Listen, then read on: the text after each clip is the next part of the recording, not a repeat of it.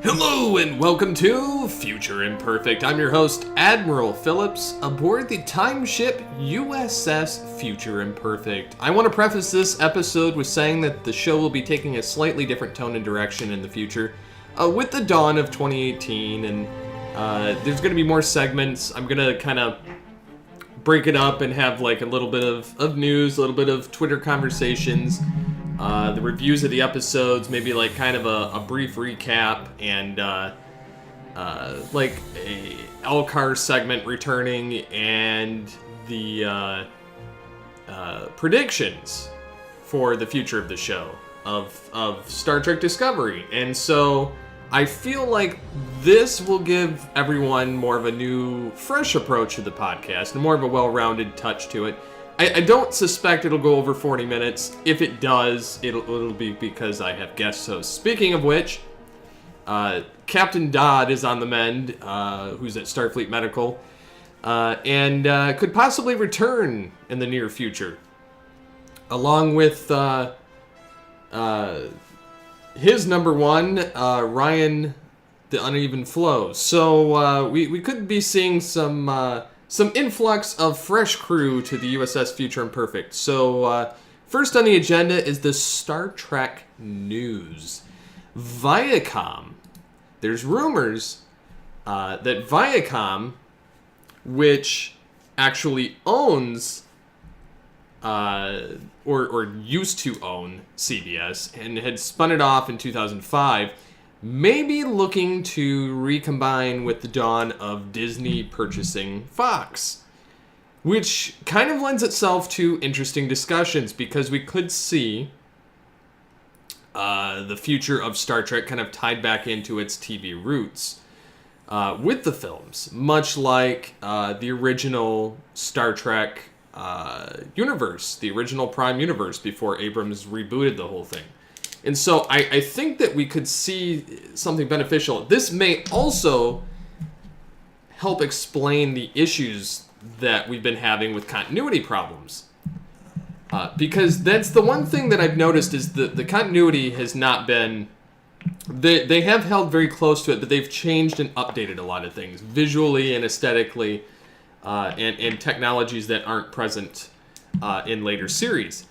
And I feel like they would have been better off with a reboot, and I've had plenty of Twitter conversations and Twitter wars with that over the past 6 months anyway, and especially last night. And I think that this could be beneficial, and I say this because this may be why some of the things that have happened the way that they have in the Star Trek universe haven't meshed as they used to or once had.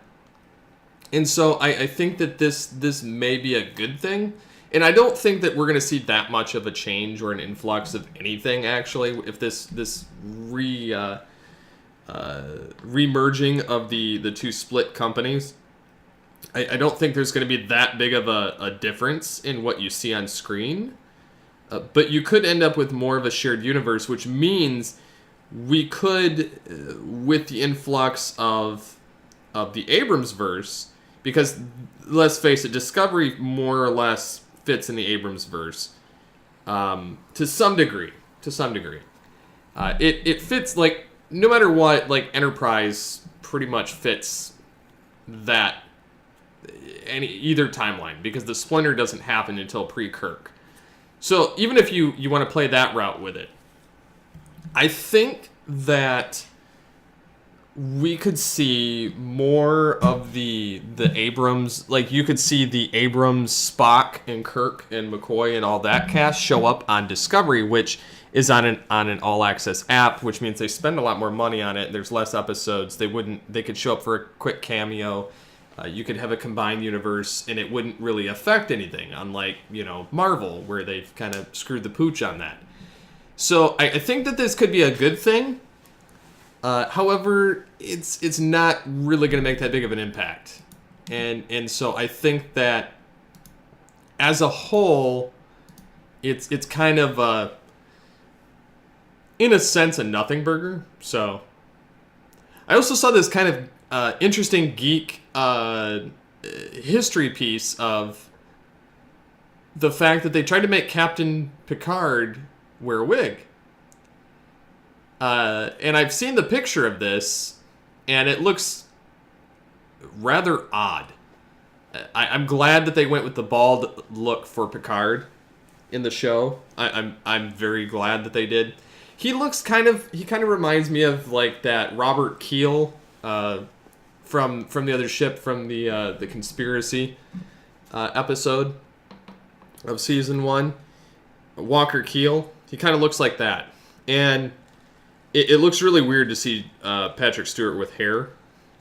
Because he's been bald for so long or had that look for so long. It's just hard for me to look at him and not see that. And to see this picture is very different. But yeah, it was for the screen test, I guess. The test photo of him wearing a wig for the role. And I'm quite pleased that they didn't go that route and just kind of left it alone.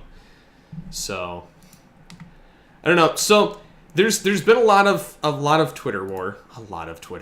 I've been all over this. We were kind of conversing about it last night.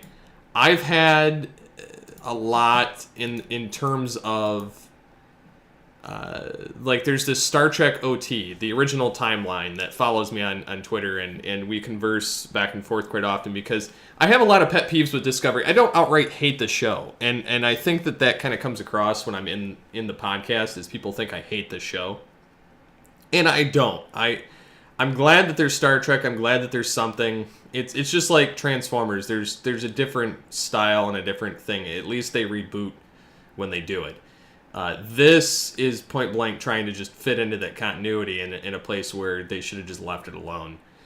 And so one of the things that I've noticed is a lot of people have saying that Star Trek Discovery accomplished the rare feat of making events that I had guessed in advance happen on screen in such a way that was really exciting. It was good to see some familiar faces too.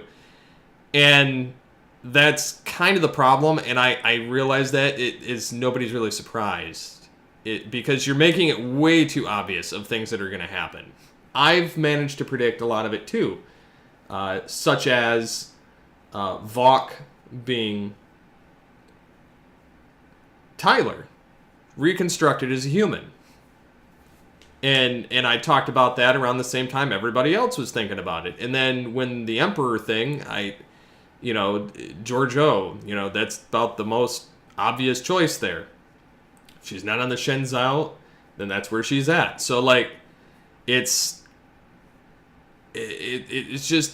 kind of annoying really to keep track of this series at this point, because you're constantly battling with fans. You're constantly battling with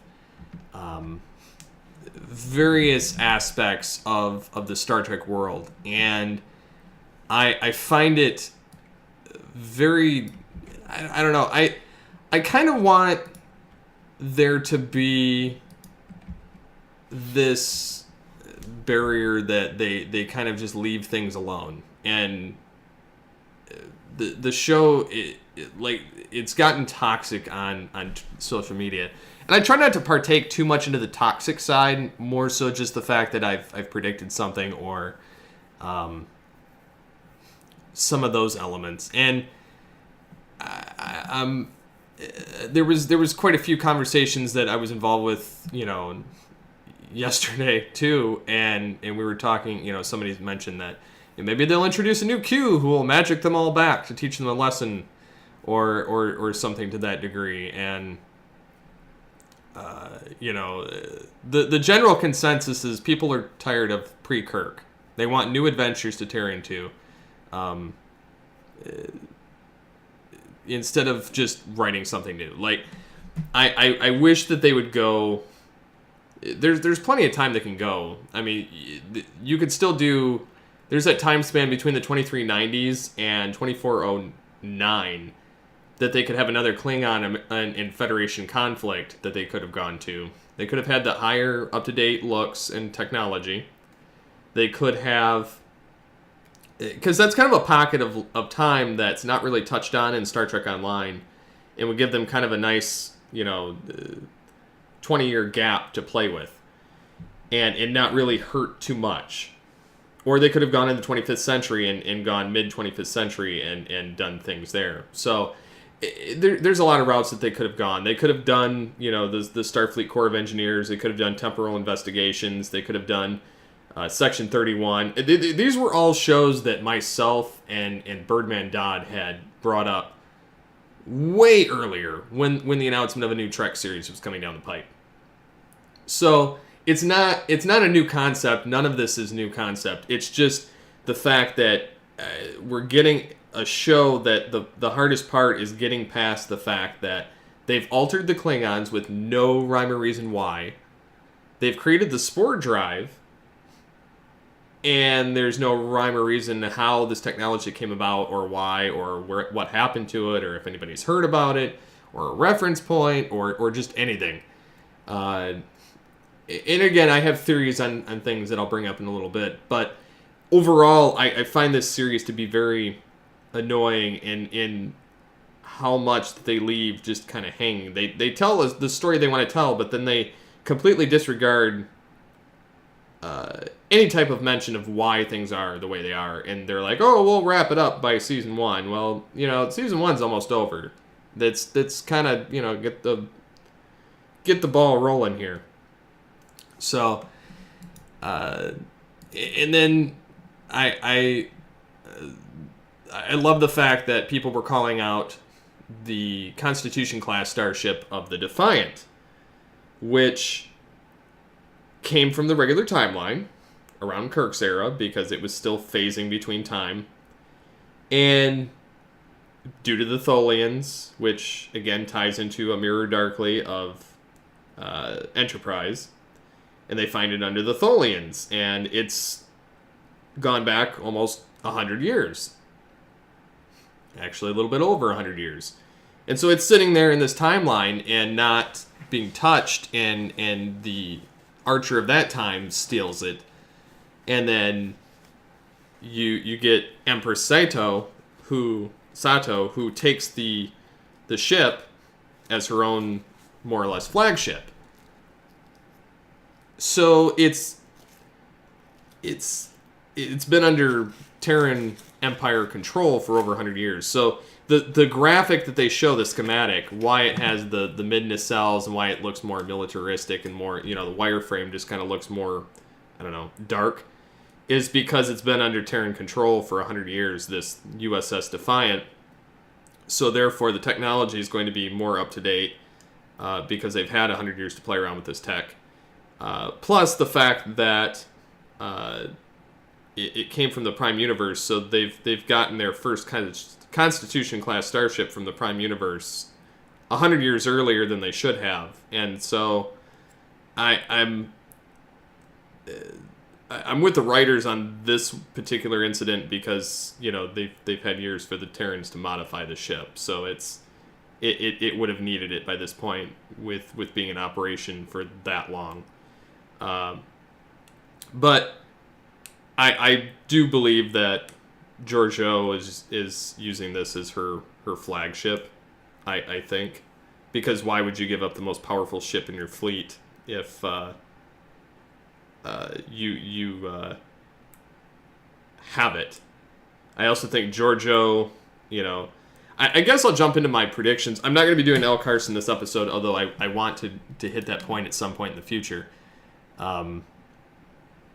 But one of the things is I think Georgiou is going to be revealed as the great granddaughter or the granddaughter of Empress Sato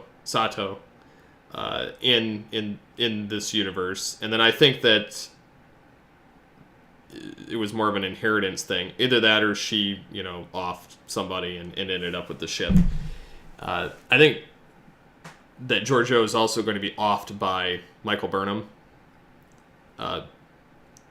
because it'll parallel the her wanting to get over her former captain and the fact that she's going to have to kill this one, whereas the other one she didn't kill. That just was an accident of Takuvma. And so I think that's going to happen. I think Lorca is from this timeline. I think he is from the Mirror Universe. I think he was either hit with a Tantalus field by Giorgio or somebody else and sent to the regular universe, and that's why he's possibly damaged and he won't let anybody mess with his body, and I think he's got a quantum signature all of his own that he's been masking somehow, which would explain why the random coordinates on the last jump for the spore drive and Stamets kind of referencing the whole Captain Tilly thing. And I think a lot of this stuff is crossed over between things that they've mentioned briefly. I think that it's very I think everything you read into it is what you're going to get, essentially. Because we got the mirror thing a while back when Stamets was in front of the mirror. We got the whole thing with Tilly. We got Giorgio. I figured was going to be the Emperor just based on the fact that she's the only one that they could have had do it in this timeline, and they said that she would be back. And then I think that we're going to have the Doctor. I think he's going to be returned to life through spore regeneration, much like Stamets was restored in order to converse with his Terran counterpart. I think that those two are going to figure out the mycelial network for the spores and the spore drive and be able to essentially swap their ships back to their correct universe. There will possibly be mention of other Constitution ships, and I hope that they don't alter them all too much. I know that the Defiant, they'll have free reign because it's been there, like I said, over 100 years. But I hope that they don't screw the pooch on the rest of them. And you may get to see Captain Robert April or Christopher Pike on the Enterprise at some point. I think that as far as Tyler is concerned, because he is primarily human at this point, I think we're going to see him either A, they're going to figure out a way to get rid of the Vok programming and mental capacity, or he's going to stand trial as the Klingon scum he is. I think they're using this also as their way of saying that, look, they started modifying them as spies and then they were disgraced because Federation found out about them, and so I think this is going to be their way of saying it happened, even though they're not going to even reference the virus or anything that came before in Enterprise, even though it all kind of is supposed to be connected. Because I definitely see that kind of coming down the pipe as something that they've not thought of. And again, we'll see. I hope that they can restore the Klingons to how they should look, and this is just a weird mutagenic set of Klingon houses, factions that are being wiped out by the regular Klingons that look normal or something to that degree. I think the spore drive will be destroyed or deemed too dangerous upon return to the Prime Universe in favor of working on transwarp technology, which was discovered during Enterprise by the Borg technology in the Antarctic. So I think that they're going to start reverse engineering that and starting to kind of work on that capability. But yeah, I mean, those are some of my predictions. I have a lot of harebrained ideas and thoughts on it, but and they also insinuated that Burnham was going to be captain of the Shenzhou, or I can't even say that stupid ship's name, but they insinuated she was going to be the captain of it, at some point, when in the second episode or first episode with Giorgio talking to her about getting a shot at the chair. So I kind of think that everything's everything you read into the vocals, the text. I think that you're gonna get what you expect out of it, and it's gonna be interesting to say the least. So I'm gonna take a quick break, come back on the other side with the Wolf Inside review, and then after that, close out the show. So I'll be back after this.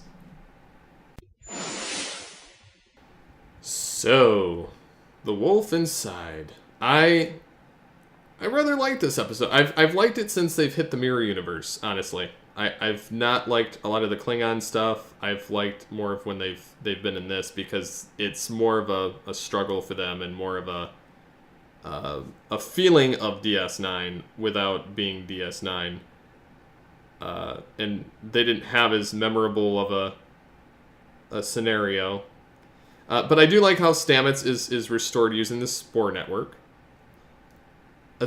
And is thought to have died, but comes back and is communicating with his Terran counterpart. I like how Tilly is showing incentive enough to get put into the command program.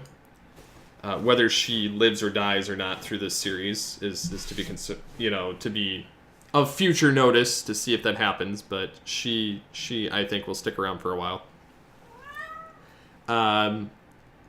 Saru is showing some backbone, which is nice. Lorca, it was nice to see him come out of the Agonizer, and have a conversation and kind of show him a little bit battered, but still very much there. Like it almost seems like he's conditioned to be able to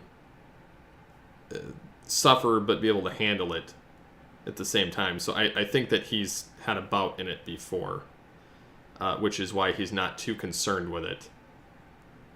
I also like how Burnham mentions that it's very easy for her to fall into this status of the being captain and just kind of willy-nilly just watching people get put to death and everything else, and it's too easy for her to do that. And finally getting the programming broke on Valk, who is Tyler, by seeing his mirror counterpart, and it throws him, and he finally is finally revealed to be the wolf inside that he is, and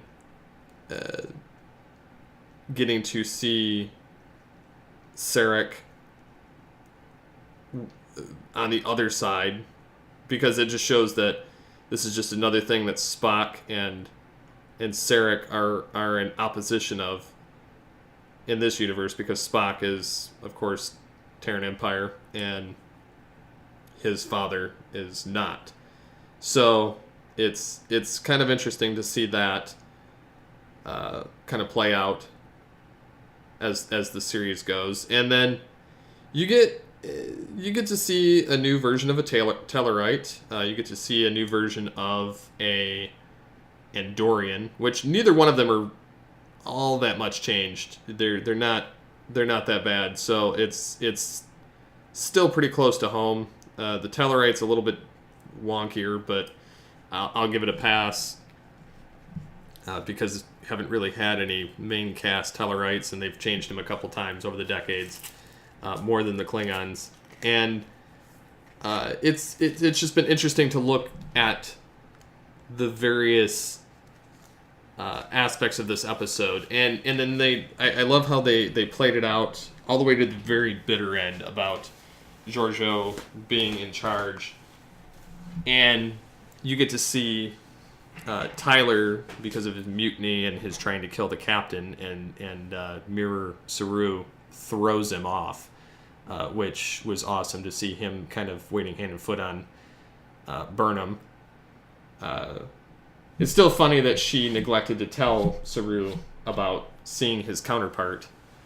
Probably because she didn't want to embarrass him or upset him that he waits on her hand and foot in the other universe. And but it's funny that he saved her, and then Tyler gets beamed into space, which gets picked up by Discovery with the Defiant information, which means that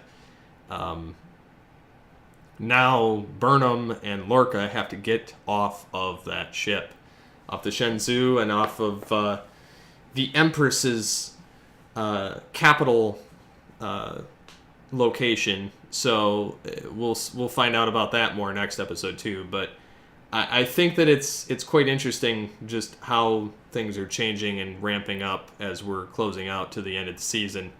Because I don't think there's that many episodes left. I think there's like 4 or 5 episodes left, and then it's done until season 2. And so I'm enjoying what we're getting now more than I got the first half of the season.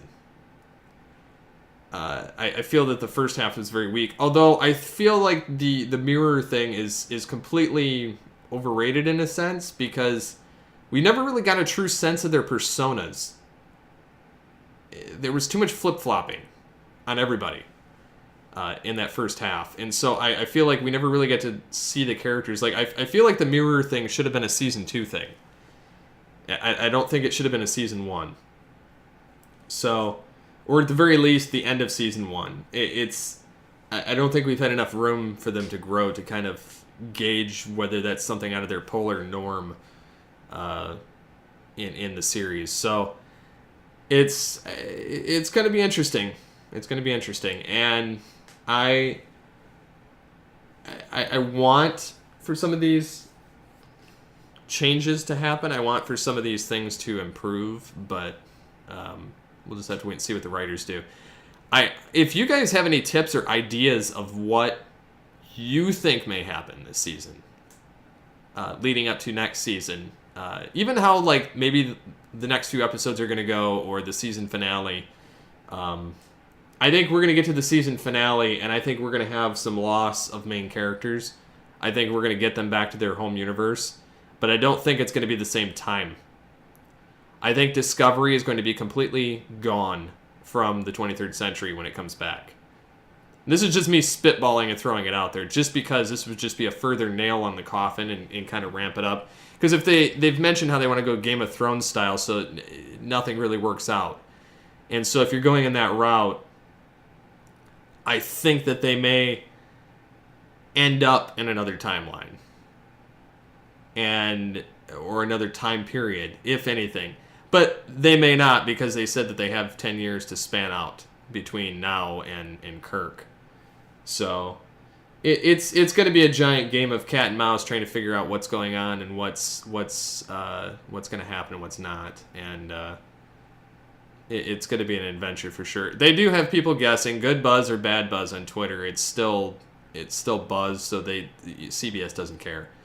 I still don't like the fact that you can't get it on Netflix or Hulu or on CBS, and you have to pay for their stupid app, which I wait for it to be streaming elsewhere, because I just think that it's a bit ridiculous that they're charging more for a stupid app, and I would have kept my Netflix subscription had they kept Star Trek in the lineup.